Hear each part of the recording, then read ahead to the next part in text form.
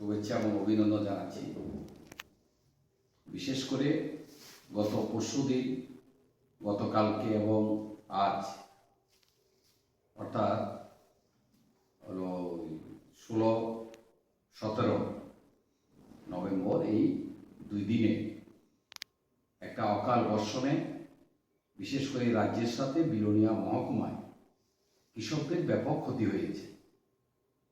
আমরা গতকালকে কৃষক সভার পক্ষ থেকে আমরা বিলোনিয়া মহকুমায় কৃষক নেতারা কাছে আমরা খবর দিই, যাতে কৃষকের মাঠে গিয়ে কি অবস্থা কৃষক আছে বা বিশেষ করে ধান, পান, সবজি কী ধরনের ক্ষতি হয়েছে সরজমিনে দেখার জন্য। তো তাতে আমাদের গতকালকে সারাদিনে আমাদের কৃষক নেতারা মাঠে গেছে। আমিও একটা মাঠে গিয়েছিলাম, যেটা মনোরম ওই কলাবাড়িয়ার একটা মাঠে।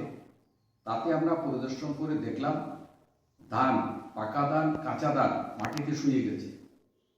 সবজি বিশেষ করে আলু যেগুলো লাগিয়েছে, মানে সবজির যে বেগুন, তারপর বিশেষ করে বিলোনিয়া নলুয়া সমগ্র এলাকা পান, একটা এই অকাল বর্ষণে এবং গতকালকে সন্ধ্যায় ঘূর্ণিঝড়ে পান ক্ষেত পড়ে গেছে, একটা ব্যাপক ক্ষতি হয়েছে।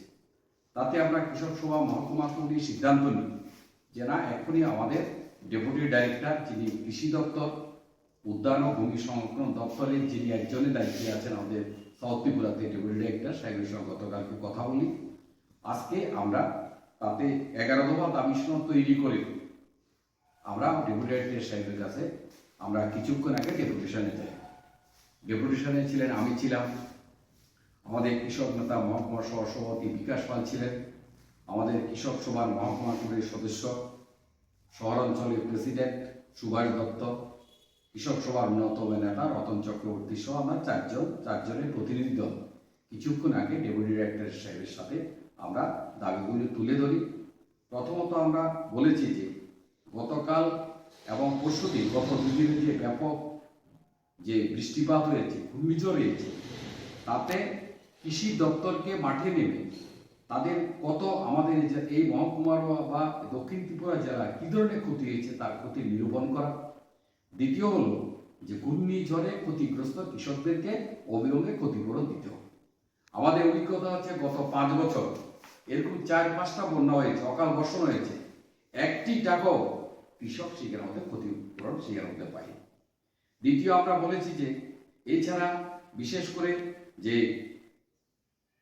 বিমা, আপনারা জানেন আমাদের ডেপুটি ডাইরেক্টর সাহেব বলেছেন যে দক্ষিণ ত্রিপুরাতে নাকি 38,000 বিমা কৃষক তার ফসল বিমা যোজনায় আওতায় নিয়ে এসেছে। 220 টাকা কৃষক সেখানের মধ্যে 10 টাকা দেবে, 220 টাকা কেন্দ্রীয় এবং রাজ্য সরকারের পক্ষ থেকে এই বিমা কোম্পানিকে দেওয়া হয়। কিন্তু গত 5 বছর আমরা লক্ষ্য করেছি একটি টাকাও ক্ষতিগ্রস্ত হলে পরে বিমার ক্ষতিপূরণ পায়নি সরকার। আমরা বুঝতে পেরেছি সরকার কৃষকের কাছ থেকে সরকারের টাকা দিয়ে এই কোম্পানিকে খুশি করার জন্য, কোম্পানি কোটি কোটি টাকা কোম্পানি এখানের মধ্যে একটা লুট করে সেখানের মধ্যে নিয়ে যাচ্ছে, একটি টাকা ক্ষতিপূরণ পাইনি।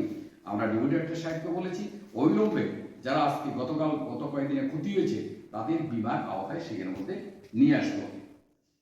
তৃতীয় আমরা বলেছি ডিএপি স্টোরগুলিতে ব্যাপক সার, ওষুধ, বীজ দেওয়া। গত আমদানি কৃষকরা বাজারে থেকে 30 টাকা দামে সেখানের মধ্যে আজকে সার ক্রয় করে দিতে হয়েছে।